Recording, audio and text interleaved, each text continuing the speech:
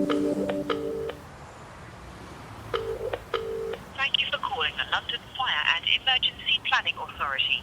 If your call is for an emergency, please hang up and redial 999. I was just wondering if you have any information from a fire in January 1986. I do appreciate it, it's quite a long time ago.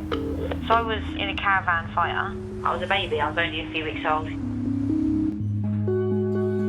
I was born into a Gypsy family. My mum was white, so was her husband, and I came out black.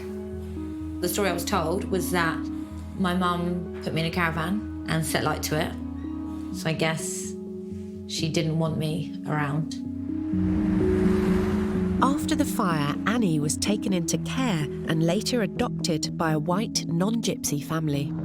It's exciting, isn't it, guys? Yeah. Little road trip. Fascinated by her story and extraordinary resilience, I'm going to spend the next 4 months helping Annie learn more about where she came from. I want to look into my past. Will it impact my identity, my core values? Because I've had so many other things to take on board. Adoption, being burnt, and being a mixed race. I just feel like a bit of a blur. Like, I don't feel like I'm part of any one group. I'm very interested in any information you may have about the original residents. Someone rescued me. I don't know who. I've been led to believe that someone saw the fire, saw what happened, took me out of the caravan, and then put me in hospital. We want to see if it's possible to find out who rescued Annie. If I was to meet the person that saved me, I would be very overwhelmed, because what do you say? You gave me life.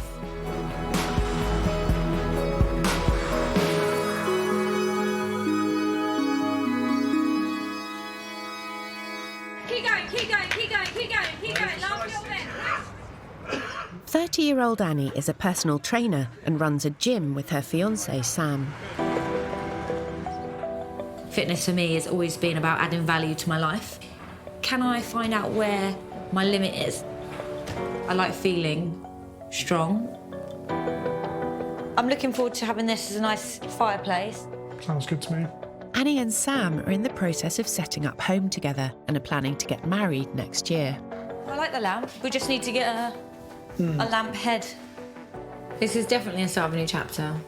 I hope we can have a family in the near future, so that's why I'm interested in finding out more about my own history. How are you feeling about the whole thing over the next few weeks? I don't know, I haven't really let myself think of it. Sounds ridiculous now after what we're about to do. At the moment, I'm just hoping that I don't upset anyone. I'm a bit nervous, but appropriately nervous, I think, because you don't know what to expect, and I hope that it all... Yeah, I don't know, you almost don't want to let yourself hope for something really good, just in case it's, you know... The thing is, you'd probably never be in a better position as well, in terms of the amount of people that actually care for you and that are around you, to actually put yourself in a position where there's going to be a bit of uncertainty. So...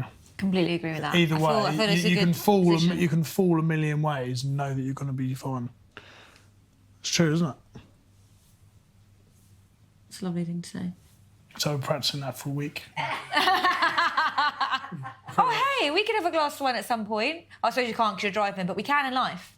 I have so many questions for you. Yes, we should actually. I'd love that. OK, one question I do need to ask, which is a difficult one. How did it feel when you were growing up to know that the woman who gave birth to you wanted to kill you? I don't think any person with a happy, normal childhood would think that's an option, to do that to their child. So I kind of just felt bad for her, and I don't know what kind of life she must have had. I was a baby. She didn't know who I was. She wasn't trying to kill me as a human being, as I am, as a person. She didn't want me for whatever reason. You can't condone those things. Annie's made it clear to me that this isn't about finding long-lost family. It's about understanding the culture, characters and events that led to a fire which nearly killed her, and trying to find out who saved her. Feeling all right? Yeah. The one person who holds some clues about Annie's past is her adoptive mum. What I've brought with me are official documents. I've never found the right time to introduce them. Annie might be quite cross with me because I've kept them hidden for so many years. I don't know how she's going to react. Maggie already had 2 children of her own before adopting Annie. This is going to sound really soppy, but I found with both of my other 2, there was an actual physical bonding process as in I felt this thing, I cannot describe it, but it was physical, that this is my child and I'll do everything I can to do what I have to do and look after this child. And Annie was maybe she was about 18 months. I thought, this child needs me with her when she wakes up in the night, when she's waking up with all these bandages on her and everything. And I just thought, I want to keep her. So that's when we started the process. Hiya! Hello. How are you? Oh, I'm fine. How are you, dear? I'm really good, thank you. Right, are you going to make me one of these nice coffees then, Annie? I will indeed. My relationship with my adoptive mum is very good, I would say. I'm very lucky to have a lady like her bring me up. So, you're going to have to show me the gym. Did you bring a kit? Don't be silly. When did I last have gym kits? In the living room. I grew up in a very happy house and a very strong house in the way that you always be proud of who you are, and I definitely owe that to her. Keep your drink well away, please, because they're originals before the days of computers and all the rest of it. We should have probably got these documents out years ago. We did, Mum, we did. I didn't want to see them, so it's not your fault. Biddy describes herself as an Irish gypsy. She's approximately 5'6" tall, is well built, has dark hair and striking blue eyes. She's taller than me then. Biddy has been described as seeming to be quite intelligent and articulate, though illiterate. These attributes make her more human. Her behaviour prior to Annie's birth would indicate that she finds it difficult to place the needs of her child before her own, though this may have been related to her mental instability. What the hell does that mean? Annie, I don't know. I always tried to give you the truth, but as much as I thought was appropriate. It was widely suspected by both the gypsy community and the social worker that Annie's birth mum left her alone in a caravan and set fire to it. Social services always said if we thought we had grounds for prosecution, we would be trying to prosecute, but we have no witnesses, no proof of anything. Yeah. But they didn't ever really believe that it was a total accident. You feeling all right? Yeah, no, I am. It's just a lot to take in, that's why I haven't really got much to say.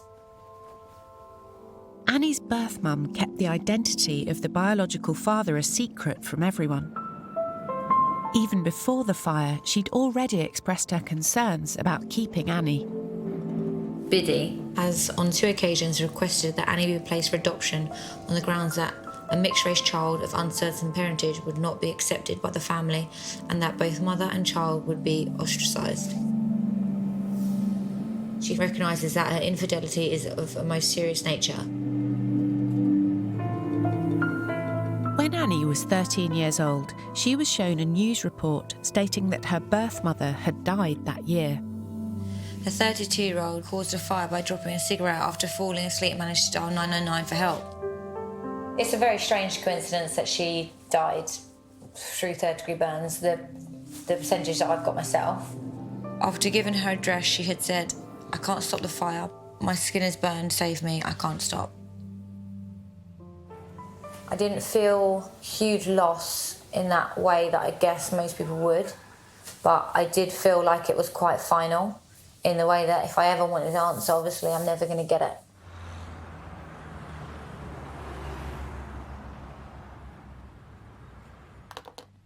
I glued my hair today, and I got glue all over the other hair.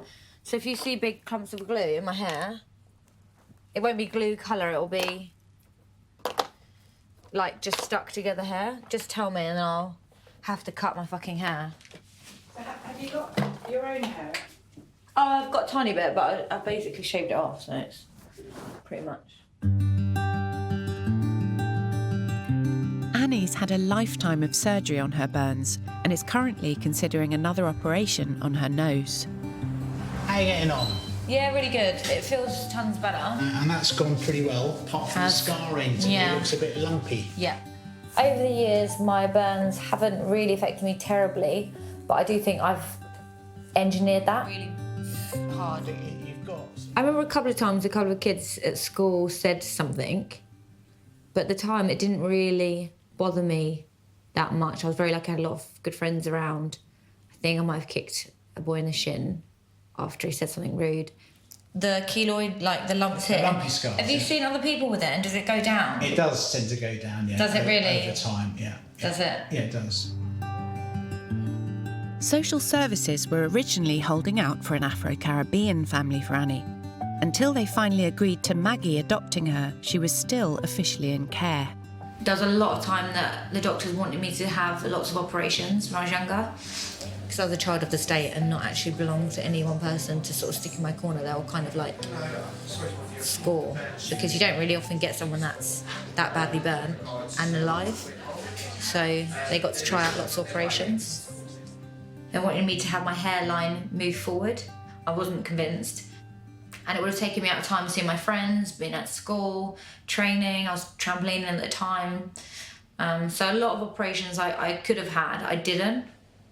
I think what we've discussed before is to try and lengthen the nose and bring the tip of the nose down. My mum made the right decision, I think, to decide to get me to keep living with how I looked, going to school, making friends. You know, I had to, more importantly, deal with looking how I do than trying to spend my whole life, especially the early years, trying to make it better. See you soon, hopefully. Okay, Good. See you. Good to see you, bye-bye. Getting on with things makes you just focus on, A, the things you want to do out in life and how you can cope in situations if problems arise. Could I have grown up with a lot more anger? Of course, that's the easy option, I think, to be quick to hate. But why waste your life? What a waste of life. To be sad and angry, it should be ridiculous. There'd be no point in being saved at all. It's clear that the effort it's taken Annie to come this far in life has been huge. I can see why it's only now she's ready to delve deeper into the story behind her scars and learn more about the culture she was born into. Going back to your birth mum and what you were told happened, what do you think would have been the thing that brought the most shame onto the family? Was it your colour, do you think, or the fact that she'd had an affair? My adoptive mum did mention that it would have been very difficult growing up being mixed race in a Gypsy community. I know that that was part of it, but I don't know. Annie has never mixed with gypsies and hasn't been on a caravan site since she was a baby. My adoptive mum made a huge effort to make sure we spoke about travellers, gypsies a lot. In the way that the books I read, it was included in my upbringing. I don't want to pretend that I know huge amounts about gypsy culture, mainly because I haven't lived it. I'm meeting a guy called Joe Jones, who I was put in touch with through the Gypsy Council. So I'm looking forward to actually getting to chat to someone face to face and ask all my questions. Hello. Hello. Joseph? Yeah, I'm Joe. Oh, lovely to And meet this you. is Joseph. How Oh, are you? yeah, I'm really good. How are you? I'm fine, thank you. The Gypsy Council act as spokespeople for Romanese and travellers across the UK. The portrayal of gypsies in the media seems very one-sided and very, very shocking. They definitely seem to have picked out all the harsher, scarier stories of travellers. Brilliant, this is great. I've always liked that they've got a very strong culture and look after one another and are like a big group.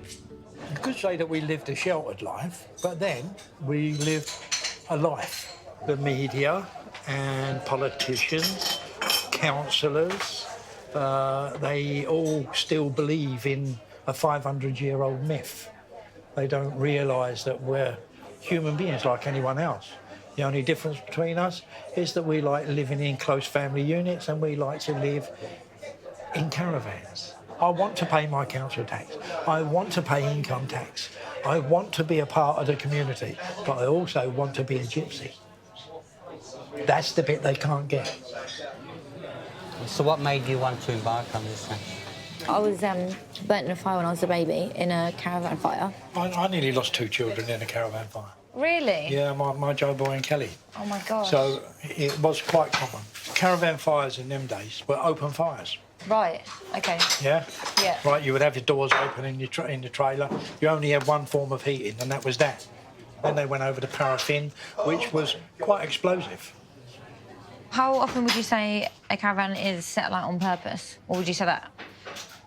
The only time that a caravan is deliberately set alight is after the funeral. The community itself, to burn a caravan deliberately, no. I can't see that would be...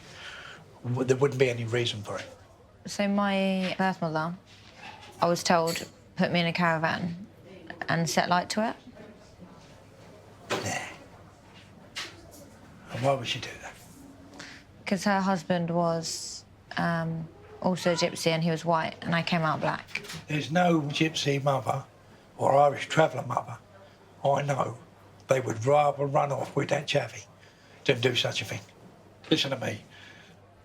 I know of travelling women that have gone off with an Afro-Caribbean, yeah, and had children by them and stuck by them and been dogmatised and vilified by our own community. There's no way in the world. I wouldn't believe that. Did you understand? Do you understand? I don't know, it's fine. I don't really... I'm not blaming anyone for it. No, there's no way. Just, I wouldn't believe that. That's something I wouldn't believe it. I've known one thing for ages. Yeah. And now I almost feel bad that I've never blamed anyone.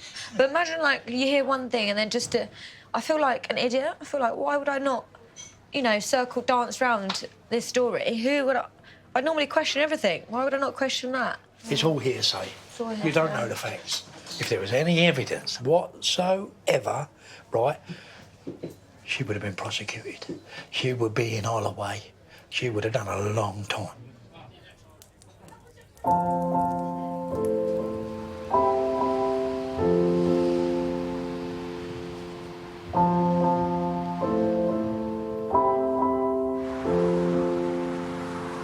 In the 1980s, there were an average of 2,000 caravan fires every year across the UK, many of which were fatal. Just think of her now and think, oh, poor thing, like, horrible. What's upsetting you? Your mum?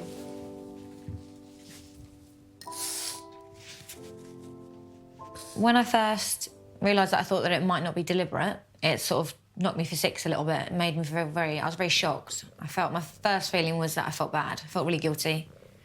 So realising that, I just felt this overwhelming feeling of, Annie, like, why wouldn't you give her a chance?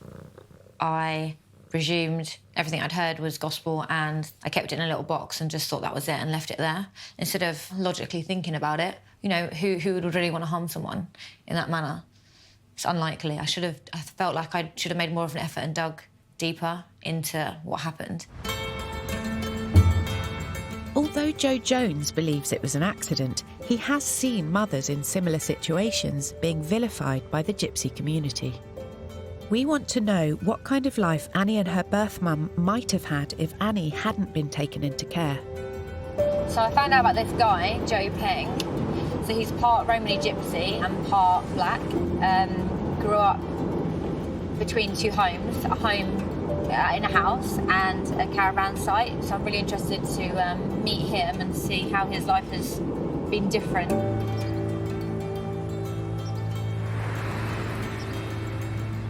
Hi, Joe. Hey. Hello. Lovely to meet you. Yes, you too. Have you ate a lot of Caribbean food? Not a great deal. Right, so this is going to be good Some. for you then. Thank you. Thanks, guys. I don't actually identify with being mixed race, but not any more than I don't identify. Do you know what I mean? It's the same as being a girl or a... It's just part of me, but I'm not going to be like, oh, I'm mixed race, I better have some more rice and peas. So you are also a gypsy. Your parent, from which side? Is it your mum? My mum's full Romany. Yeah. My mum was one of 13, so she got pregnant. She didn't tell any of the gypsy side of our families what colour the baby was going to be. They'd probably never even seen a black person. Oh, really? In 1968. So there was none. No. And when I popped out, the first thing my nan said was, don't bring that thing home. Oh no. That was my introduction to gypsy life, and then racism and everything else kind of, I think, got a hold of my mum. I was accepted by my side of the family, and I was accepted after a period of time, but it was constant struggle for my mum, and definitely for me, having to kind of fight everywhere I went and just being called names, like we all know the kind of names that you get called. So my mum was married to another gypsy. They were both white. Right. I came out black, so obviously she had an affair. She had an affair, yes. They would deal with cheating different to how we would deal with things out here. We've moved on a bit, but we're talking 30-odd years ago. How old are you? 30? It's a man's world, so back then it was even more of a man's world, where it's okay for men to kind of do certain things, but it's not for women. So the fact that your mum's had an affair, bang, that's one. And the fact that your mum's had an affair with a black person, now bringing in a black baby, I can only imagine. I can't even imagine. Really? No, how hard that must have been for her. She knows how tight-whipped and how tight-knit the gypsy site is. I think your mum would have probably been the worst person ever on that site. The fact that she's had an affair and with a black person.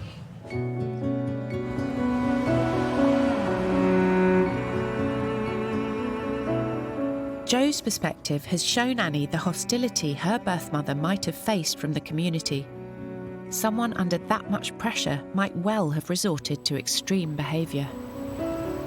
Maybe it was her idea of getting out of a troubled situation that she thought she was in, and that was the option that she thought was the only one that she could take, which is horrible. I feel terrible for her.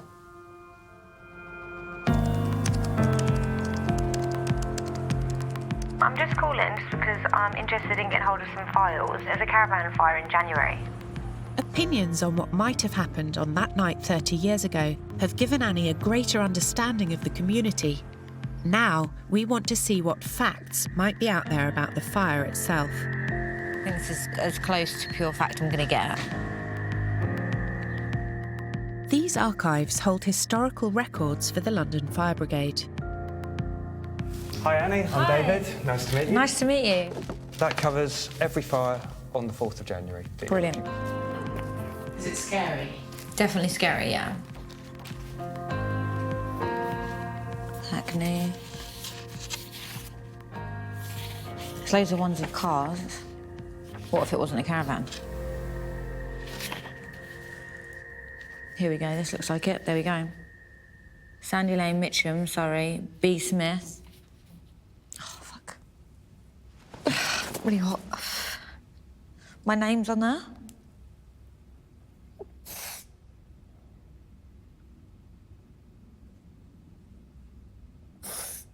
Seeing all the names on there, and it just makes it more like, I don't know, I can't figure it out. I want Sam here though, that's what I think. Just tell me what you want to do. Do you want to have a little, do you want to stop the cameras for a bit? I don't really care. I just want to read it, but I know I keep looking at it and then I'm not taking anything in.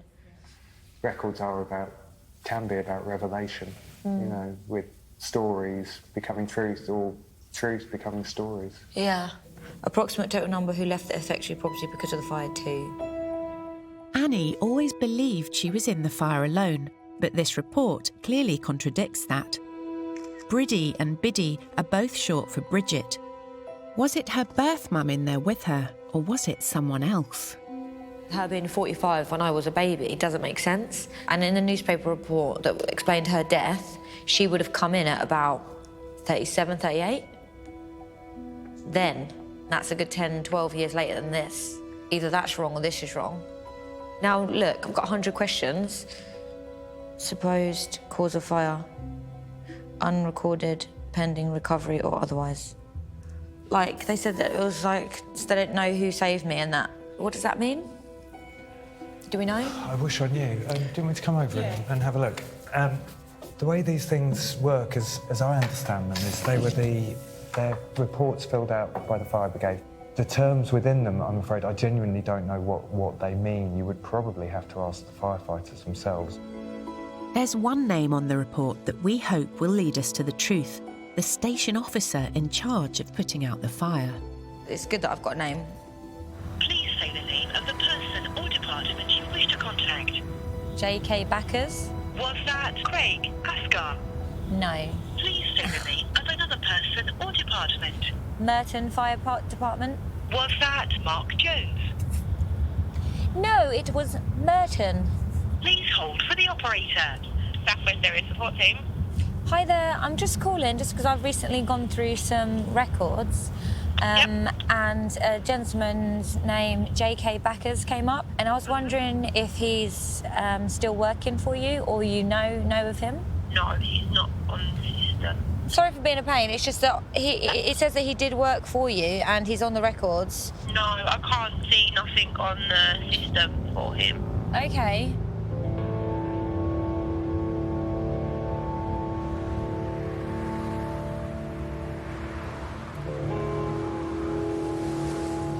I'm not sure how to get hold of him. There's got to be another way, but I can't quite think now. I don't think I'm thinking very clearly at the minute.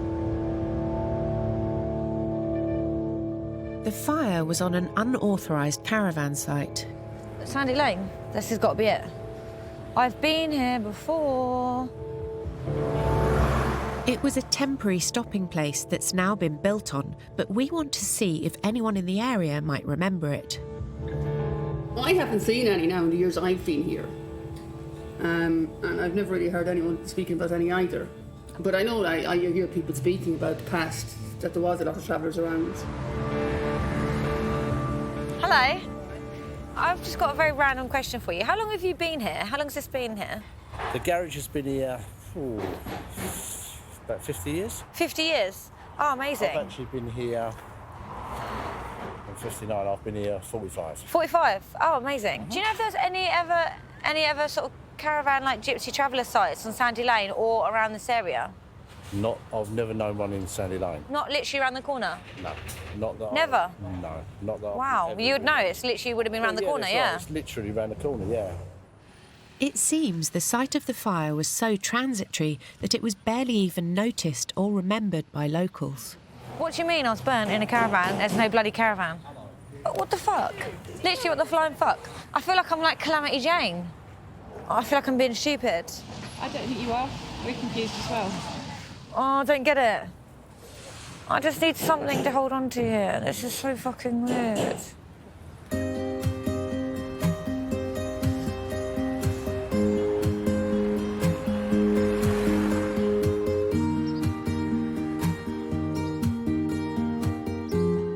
Frustrated by all the dead ends, Annie wants to press on with learning more about the Gypsy community. Hi. Hello. Ovi, I'm Annie. Olvi. Lovely to meet you. Yeah, nice to meet you. Thank you. Thank you so much for having me here.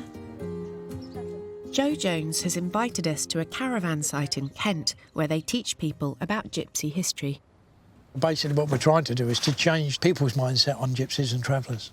That's basically what we're all about. And also keeping the old ways alive. Yeah. Because if you don't know where you've come from, how do you know where you're going?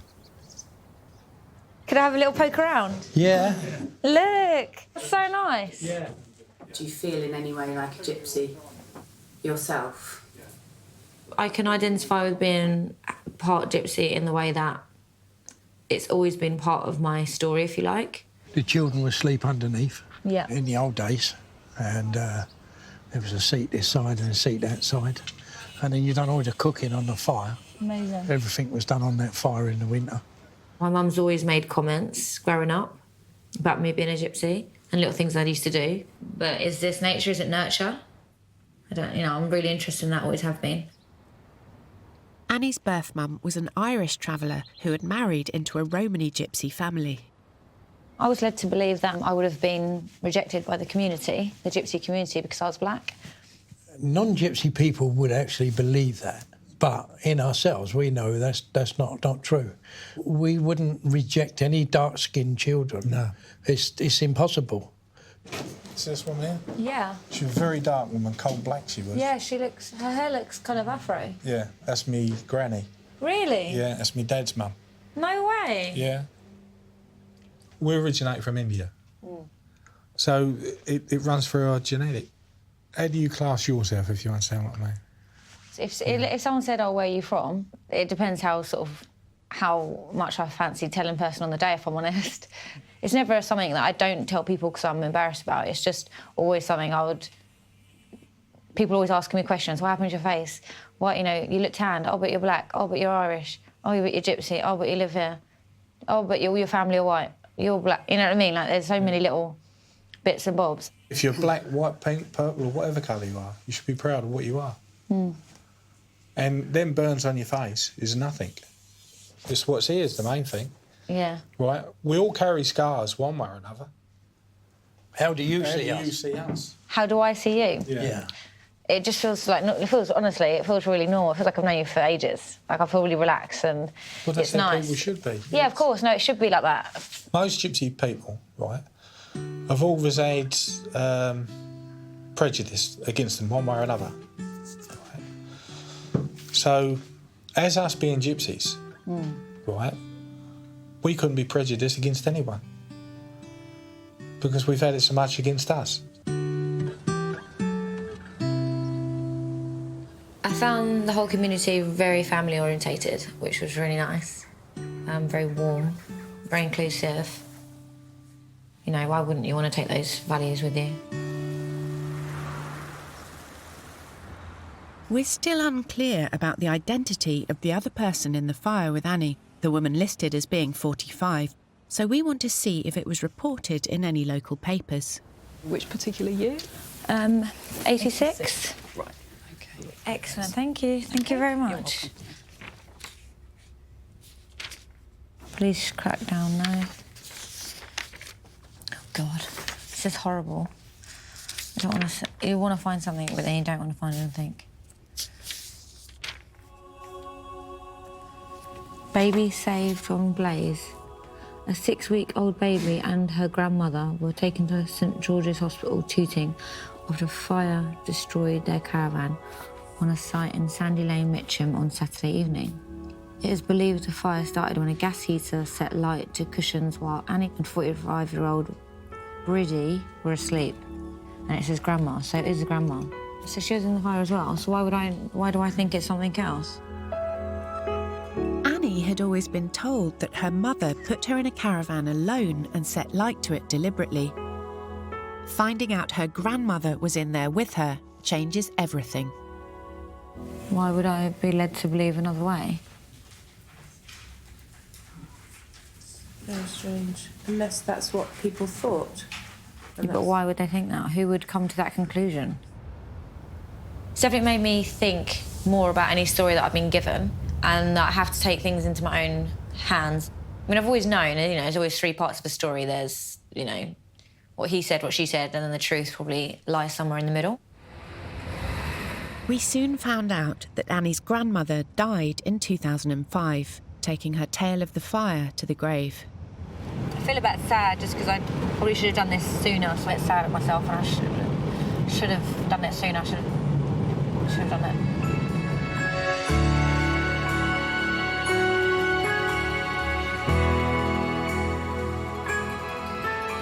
Training has always been my time. It's just a little bit of time to be on your own, I think, and a bit of thinking time, you know.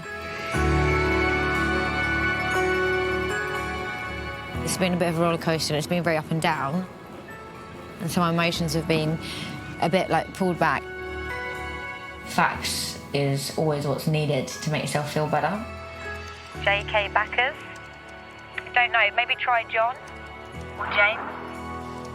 With the caravan site long gone, her birth mother and grandmother both dead, tracking down the firefighter is our last hope of reaching anyone who was there at the time. Would you be able to find out if he did once work for you? It was in the 80s. He's not still working for us.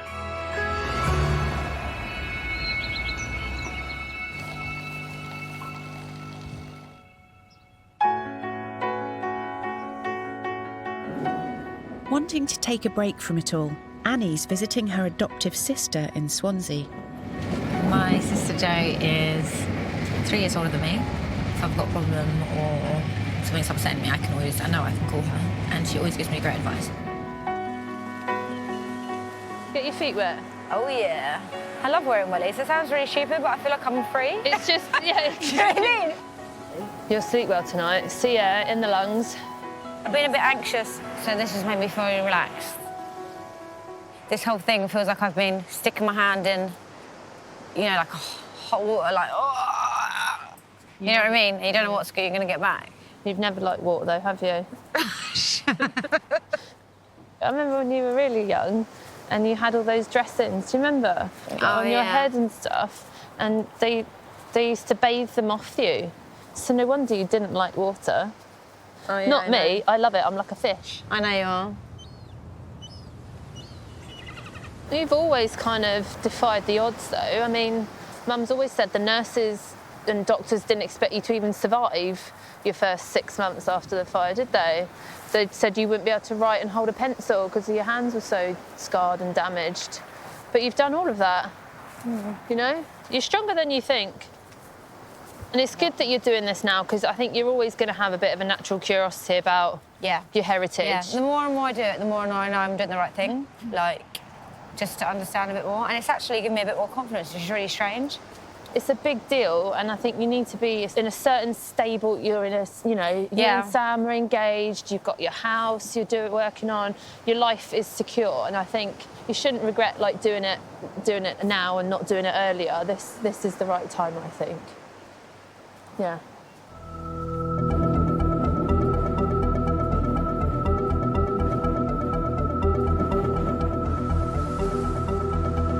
Up, push.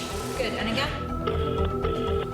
Hi there, I was wondering if a man called J.K. Backers worked for you. Why do you need to get hold of him?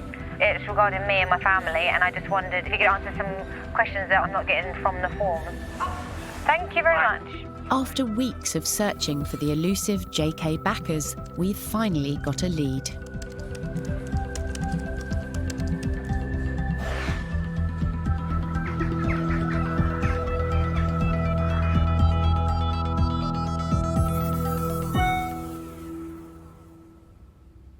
Hi Annie, I was informed you are trying to get in touch with J.K. Backers.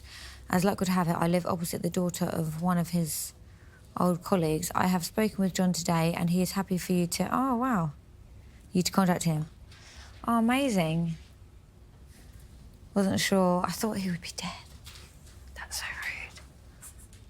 Don't know, I think I'd got used to being like, oh, that's really good. Oh, I'm happy with that. I needed some happiness.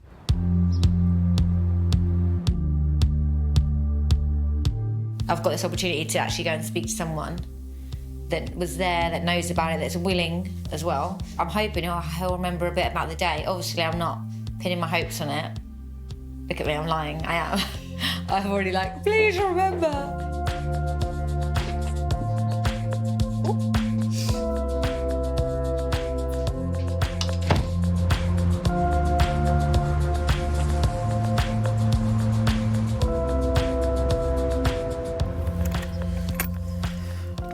We're hoping that the man in charge of putting out the fire that burned Annie will finally give us a reliable first-hand account of what happened.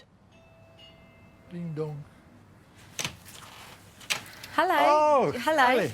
John. Ali, very nice to see you. Come on in, yeah. Please Thank do. you. Lovely to meet you. I brought you a few little bits. I know it's very silly, but I didn't want to come empty-handed. That's very nice of you. Biscuits and some pastries are in there. I don't know. If you okay. eat that kind of thing. I don't know. You know what? I do it actually. I treat myself most mornings. Yeah. Good. Thank you so much for having me. Oh, lovely. You come on. Am I sitting here? Yeah, absolutely. Yeah. Brilliant. There, yeah. Thank you. Right. Right. This is a Home Office form. 30 years later, we came up with this report and sort of surprised me as regards... Sorry, I do really appreciate you talking. I don't want you to feel like I'm grilling. That's fine. No, it's just a delight, to be quite honest, but I'm just amazed that you actually survived, because on this section here, unrecorded pending recovery or otherwise, because it was expected from all accounts that you would not survive more than 24 hours or possibly 2 days. Oh, really? Yeah, absolutely, yeah. So these FIT... Oh, did you write this? Yes, all this is my report, yes. Your grandmother was taken to hospital with burnt hands and you was taken elsewhere, the Roehampton Burns unit, you know, that's where you went to. Now... Did you see the grandmother? No, I did not see yourself or your grandmother. So they weren't on the scene when you were there? As I arrived, the whole of the trailer van was alight, and you had already, with your grandmother, vacated the van and obviously been moved to hospital.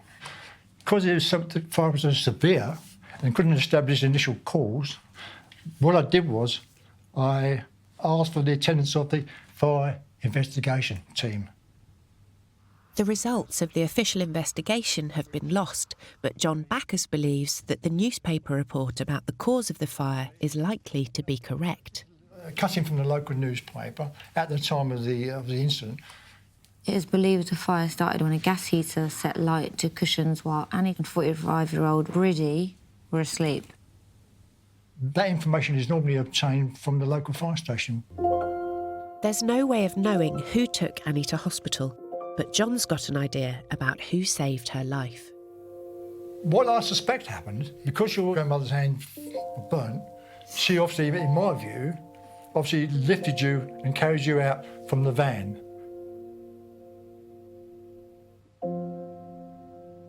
I always think the simplest answer is usually true, but sometimes I guess it's best to ask the questions. But I just think that it makes sense that it's her hands, so I think that she got me out of there. Unfortunately, it appeared that your grandmother was no longer alive. So really, assuming she would tell you the truth, would actually sort of be able to give you that information you're desperately sort of looking for. Which is a shame from your perspective. I wish I could actually say more than that. No, I'm sitting here. That's more than enough, really. I'm so glad that I got to speak to you as well. Could I keep crying? I'm so sorry. This is brings back nasty memories, and even I get upset about certain issues and that sort of stuff. Thank you so much. Yeah, it's not an issue. Like, you know, always willing to help if I possibly can. That's what we're here for, isn't it, really? Oh, teapot. I'm gonna get a teapot for the house. I've done a count one day. I think it's approximately 22 cups of tea I drink a day. Nice. I love a cup of tea. It's so good, Sam. It's so nice. Like, good is a good guy, you know, like a good guy.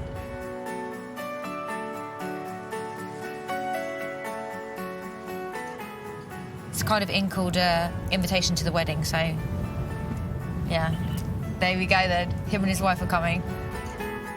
It's important for me to speak to John, knowing the man that wrote it. It makes me feel like I can fully believe the report, and then that can back up thinking that it was more of an accident. It's completely changed everything I thought growing up. No logical, normal, sane person would do what was told. But then, for me, the hard bit was more, why was that implied?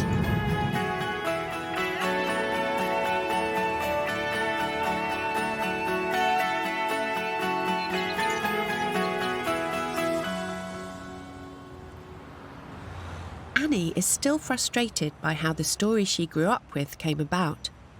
She wants to get Joe Jones's take on why such a damning accusation would have been spread. Hello, Annie. How are you? Yeah, I'm good. How are you? People will exaggerate something if they don't know anything about it. And people hear half a story, then they pass that half a story on, and then someone adds something else to that story. And then it becomes very dramatic. You know, we were good storytellers. Our parents, our grandparents were good storytellers. Used to keep us kids amused for hours on end. And then as you get older, you realise that it wasn't quite what they said. There was a little bit of truth in there, but it wasn't quite like that. We'll never know the absolute truth of what happened that night, but we finally unearthed enough for Annie to put the story to rest. It's just an incident in your life. Either you let that destroy you, yeah, or you use it because you seem confident enough. I want you to move on. Yeah. I think the stories we grow up with shape who we are, our new beliefs, which we then take on. It builds our character, then it builds our own identity. Because I didn't have any background or people that linked to me, I was able to build my own ideas of myself and build beliefs around myself. Now, after everything that's happened, I'm certain that that was the right way for me to go, and I don't need necessarily to be part of any pack or this group or that group or this group. I am my character. Annie now has a much deeper understanding of why her birth mum struggled to cope with her arrival. Despite the absence of hard facts about the cause of the fire, what we have found out has allowed Annie to make up her own mind. In light of everything that's happened, the bet's, in my birth mum's favour now. I'm really glad now that I've done this. Never judge book by its cover, never just presume. Give everyone a chance. Everyone.